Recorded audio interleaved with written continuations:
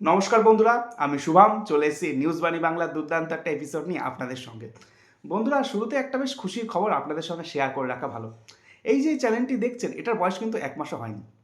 কিন্তু 1 মাসে চ্যানেলটি বিপুল সাফল্য পেয়েছে, কেবলমাত্র আপনারাই পাশে ছিলেন তাই জন্য। এই চ্যানেলটি যে গ্রোথ পেয়েছে, সাবস্ক্রিপশন পেয়েছে বা অনেক কিছু পেয়েছে, মানে ভিউয়ার্স থেকে শুরু করে অনেক কিছু যে পেয়েছে, তা কিন্তু আপনারাই চ্যানেলটির পাশে রয়েছেন তাই জন্য।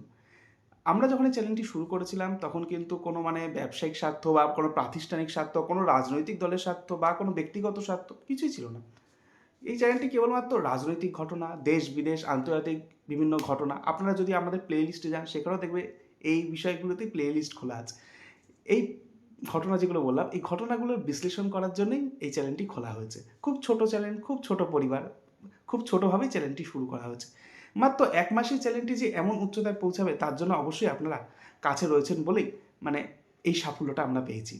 তাই আশা করব আগামী দিনে যে ভিডিওগুলি আসবে বা দেখছেন যে ভিডিওগুলি, সেগুলোতে লাইক এবং কমেন্ট করবেন, পাশাপাশি সাবস্ক্রিপশন করেও যারা নতুন রয়েছেন আমাদের এই পরিবারে তারাও অনুগ্রহ করে সাবস্ক্রিপশন করেও এই চ্যানেলটিকে পাশে থাকবেন, যাতে চ্যানেলটি একটু একটু হলেও উচ্চতায় ধীরে ধীরে সিঁড়ির মতো যেভাবে বাকিরা উচ্চতায় উপরের দিকে উঠতে পারে, আমরাও যেন সেভাবে উঠতে পারি।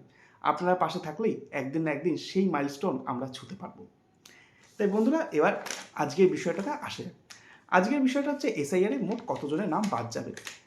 এবার এটা তো এতদিন যে আমরা যে ভিডিওগুলো করে আসছিলাম বিভিন্ন সূত্র থেকে, বিভিন্ন রিপোর্ট থেকে, কিন্তু আজকের বিষয়টা কিন্তু সম্পূর্ণ অন্যরকম।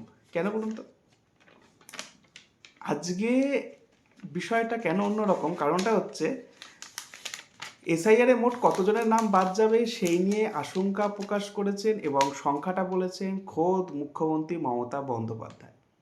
হ্যাঁ, একদম ঠিক শুনলেন, খোদ মুখ্যমন্ত্রী মমতা বন্দ্যোপাধ্যায় নিজেই এই আশঙ্কাটা প্রকাশ করেছেন। তার দাবি 58 লাখ তো প্রথমেই বাদ চলে গেছে, যেটা ডিসেম্বর মাসে আপনারা জানেন খসড়া ভোটার লিস্টে। আরও নাকি 80 লক্ষের মতো নাম বাদ যেতে চলেছে। তিনি ঠিক কী বলেছেন এই বিষয়ে? আসলে তিনি ভবানীপুরের জৈন সম্প্রদায়ের একটি কর্মসূচিতে গেছিলেন। সেখানেই তিনি এই নিয়ে একটা আশঙ্কা প্রকাশ করেন। তিনি সরাসরি আশঙ্কা প্রকাশ করেন এবং তিনি কি বলেছেন এই বিষয়ে ছোট্ট একটা ক্লিপিংস চালিয়ে দিলাম, দেখে নিন এই বিষয়। प्रथमे 58 लक्ष 58 लाख निकाल दिया, उसको बाद छुपा छुपा के जो पहले रूल्स ही नहीं था लॉजिस्टिक डिस्क्रिपेंसी नाम पे 50 लाख नहीं वो 80 लाख होगा। अगर 20 लाख हम मत में की बीज पकड़े तो 1,20,00,000 लोगों का नाम बाद चला जाएगा। অর্থাৎ মুখ্যমন্ত্রীর মন্তব্যেই পরিষ্কার, প্রায় 1 কোটির বেশি নাম বাদ যাচ্ছে। মুখ্যমন্ত্রী নিজে দাবি করেছেন 1,20,00,000 মানুষের নাম নাকি এসআইআর পর্বে বাদ যেতে চলেছে। কিন্তু নির্বাচন কমিশন তো এসআইআরের যে কাজটি এখনও চালাচ্ছে, অন্তত 60 থেকে 80 লক্ষের মতো যে ভোটার আছে তাদের ডকুমেন্টে কিছু গরমিল পেয়েছে, সেগুলোকে আবার রিচেক করা হচ্ছে। সুপ্রিম কোর্টের নির্দেশে বিচারকরা এই কাজে নেমেছেন।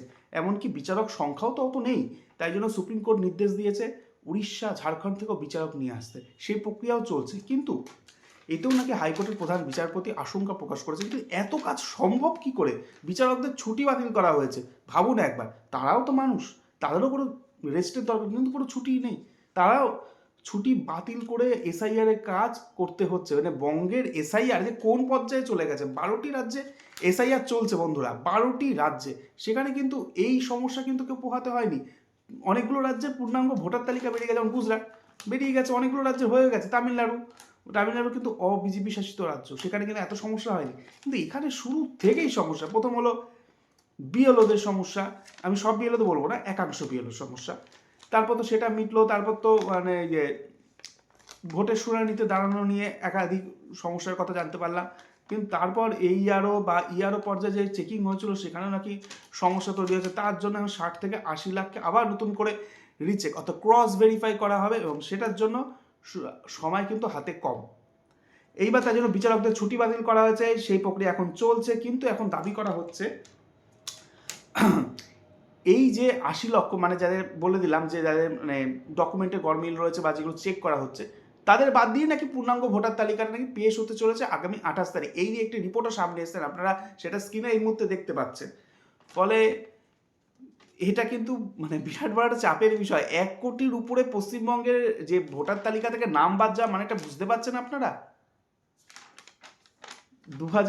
2021 বিধানসভা নির্বাচন আর 2024 লোকসভা নির্বাচন, এই দুটোর দিকে যদি তাকাই তাহলে কিন্তু প্রথম আর দ্বিতীয় দল, প্রথম দল তৃণমূল, দ্বিতীয় দল বিজেপি, দুজনের মধ্যে ডিফারেন্স কিন্তু 40 থেকে 70 লক্ষের মধ্যে ছিল। ওঠানামা করেছে দুটো ভোটে, 2021 বিধানসভা, 2024 লোকসভা। এবার আমি বলছি না যে সব ভোটই হয়তো তৃণমূলের কাছে গেছে, কিছু বিজেপি বা অন্যান্য দলের কাছেও গেছে নিশ্চয়ই, কিন্তু বিষয়টা হচ্ছে যে এত মানে ভোটের ডিফারেন্সের তুলনায়, প্রথম আর দ্বিতীয় ভোটের ডিফারেন্সের তুলনায় কিন্তু ভোটার তালিকা প্রায় সেটা হচ্ছে দ্বিগুণ নাম বাদ চলে যেতে চলেছে আপাতত ইঙ্গিত।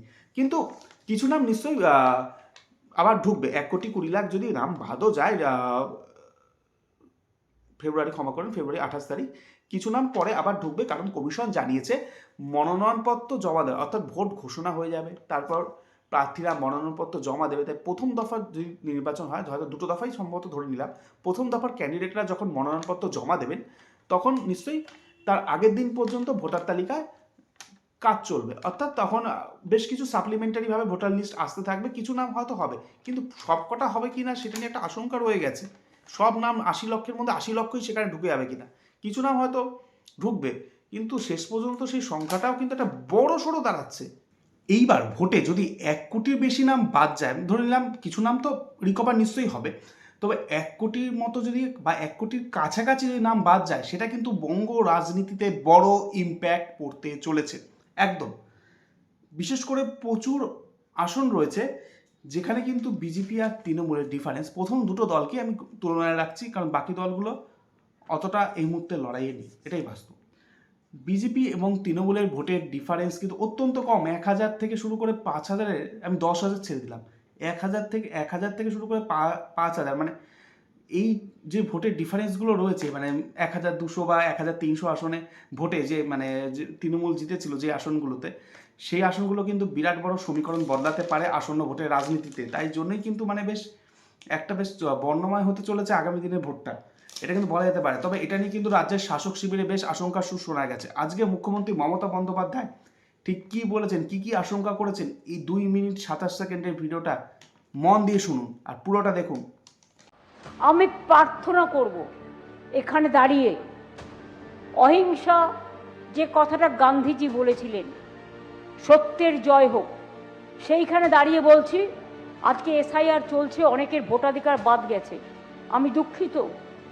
প্রথমে 58 लाख निकाल दिया, उसको बाद छुपा छुपा के, जो पहले रूल्स ही नहीं था लॉजिस्टिक डिस्क्रिपेंसी नाम पे, 50 लाख नहीं वो 80 लाख होगा। अगर 20 लाख हम मत में की बीज पकड़े तो 1,20,00,000 लोगों का नाम बाद चल जाएगा। मैंने खुद जाके फाइट किया सुप्रीम कोर्ट में, मेरे को पिटीशन अभी भी पेंडिंग है, लेकिन आज ऑर्डर देने का बाद भी बहुत दिन हो गया, हमको पता नहीं है 28 तारीख में जो लिस्ट निकालेगा 14th हो जाने का बाद भी as per supreme court rules, ये लोगों ने छुपा रुस्तम लोगों ने 1,20,00,000 लोगों को नाम उतार दिया आफ्टर 14 कि लॉग इन उसका पास में है। मैं इंसानी के लिए इंसानियत चाहते हैं, मेरे को देखना नहीं है कौन तृणमूल है, कौन बीजेपी है, कौन सीपीएम है, कौन हिंदू है, कौन मुस्लिम है, कौन जैन है, कौन सिख है, कौन ईसाई हो।